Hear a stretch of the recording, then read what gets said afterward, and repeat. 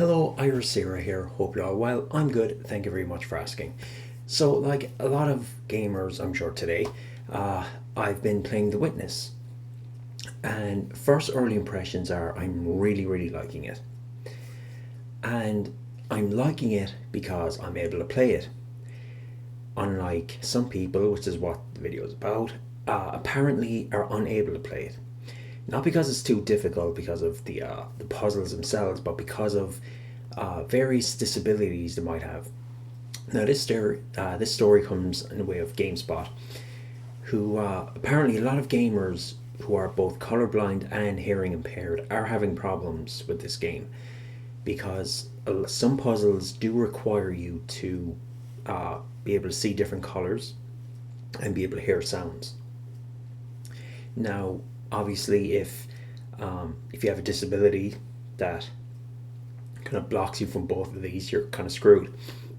Now, technically, you don't need to finish all the puzzles to finish the game.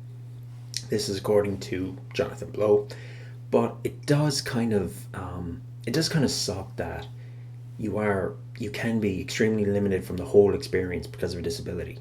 Now, just to clarify, I don't think this was intentional. I seriously doubt Jonathan Blow and his team sat around saying, "Okay, how can we, fuck with people with disabilities? How do we exclude them from the game?" I seriously doubted they did that. They're a small team, and I'm sure they're testing. I'm sure it probably came up during their testing, but I think primarily their testing was just for bugs to see if the game actually worked and ran. How many people they had testing it for, people who were colorblind who didn't hear, I don't know.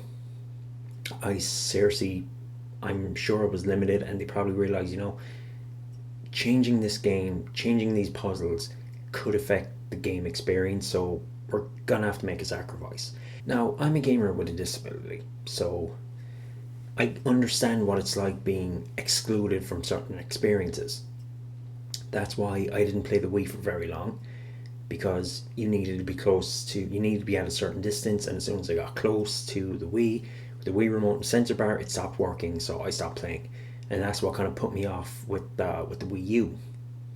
I don't know if it works the same way, but generally I stayed away. I didn't want to invest in a Wii U and find out that I couldn't play it once I got too close to the system. So I skipped that. That's also why I skipped both Kinect and PlayStation Move, and why I'm hoping PlayStation VR kind of fixes those problems, or VR in general fixes those problems. I don't know. We'll have to see. Um, so sadly, it's one of those things that, unfortunately, if you're a gamer with a disability, you're probably going to have to expect this more and more as time goes on.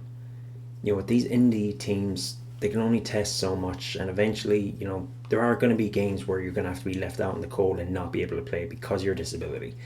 That sucks, but I don't think it's intentional. And just remember, it's probably not intentional. So it's one of those things you're just gonna have to accept and move on. It sucks.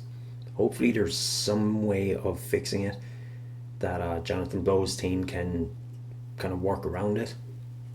I don't know. Here's hoping. And here's hoping throughout the game. I haven't finished it yet, but hopefully I don't run into any encounters. I don't have any encounters where I can't play it because of my disability. I don't know. We'll see. Well, anyway, that's it for me. Until tomorrow. Till then, I shall say to you all, have a good one.